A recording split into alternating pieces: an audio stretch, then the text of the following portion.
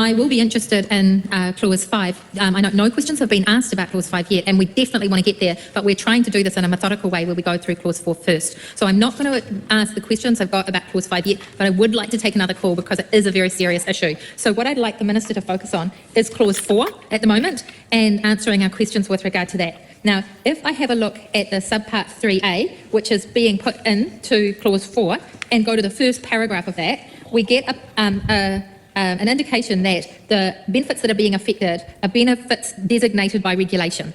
And if I go further through Clause 4, I can see the kinds of benefits that is not. That's at subpart 6 on page 4. I appreciate that things change and people want to give themselves flexibility, but what I don't know from this is what benefits are within scope.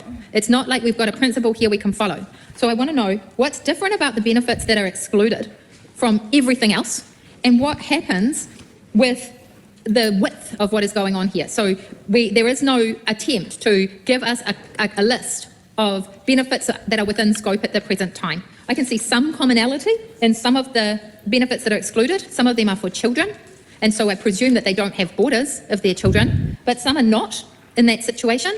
People, as I've raised before, we've got people who have been on accommodation supplements in this situation, so they're working people in our country who would normally do what they like with their property, and they have been included in this group from what we can see. But where is the list, and why did we not try and develop a principle that applied? Because the concern raised by my friend Ed Gridleary is that we're really concerned there may be some other purposes to this bill, and it might be a lot wider than just simply looking at the boarding situation. And so the actual number of benefits that are included in this requirement seems to be at the whim of regulation. I'd like to know more about that. I want to link that in with my concerns I've got over the redactions in the regulatory impact statement. The one that really most alarms me is a redaction that leads me to this kind of scrutiny and worry. That is the one at page 4, and it is paragraph 6, where the heading is, what is a policy problem or opportunity? And we've been given 2 paragraphs, and then we have a redaction. And for the life of me, I can't think what it would be that would need to be redacted, unless there was some other opportunity that wasn't being laid out, and I don't see that as being appropriately redacted. So I would like the assurance of the Minister that there isn't some wider or other purpose in that redaction, and that is disclosed, because the same thing happens at page 1 of the regulatory impact statement in the purpose definition. And I expressed my concern in my speech about that to actually redact the purpose is a little bit unusual, and it's a bit of a concern. I think one of the things that any reasonable opposition needs to know is what is the purpose, the full purpose, not part of the purpose, the whole purpose. Otherwise, we really are going to worry, and so should the public, because if there is an extreme purpose or there is a different purpose, I think that's part of our job to know, and it certainly doesn't fit with any kind of privilege that I understand would allow redaction. So can I understand that, particularly because I'm concerned about the width of the amount of benefits that might be subject to this process in the future. Thank you. Mr Chair. Honourable Louise Upston. Mr Chair, I would direct the member to the bill and the explanatory note, which clearly states the objectives of the bill, and on page 2, the list that are included in the mandatory reviews. How long could you last if you could no longer work? If you've been injured or diagnosed with this... Okay. Great ad from Nigel Latta. Great to see that he still exists. Oh my God, the timing of that bill, the timing of that ad was great.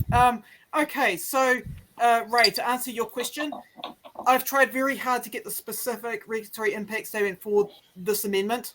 I couldn't find it. I tried very hard. I looked at the bill. I put in punched in all the dates and everything that this would be associated with. I looked up and down the website, couldn't find it. This was the closest thing I could get to it. So if you're trying to follow along, let's say, page 1 of this regulatory impact statement, you're not going to find it in what I've just posted, because it's not exactly the same regulatory impact statement. But there's crossover. Sure. No worries. Yeah. Yeah. Thank you. So, okay. So, Louise, no, she didn't answer anything.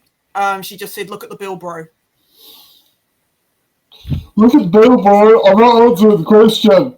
I need me for Topor. Yeah, and she's doing this because she knows that everyone's going to vote. Yep. She's not being challenged. She doesn't have to answer shit. Yeah.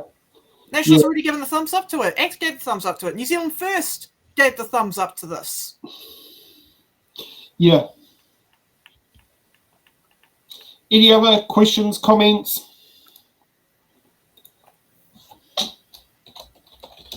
Or shall we move on to the next person? I'm happy.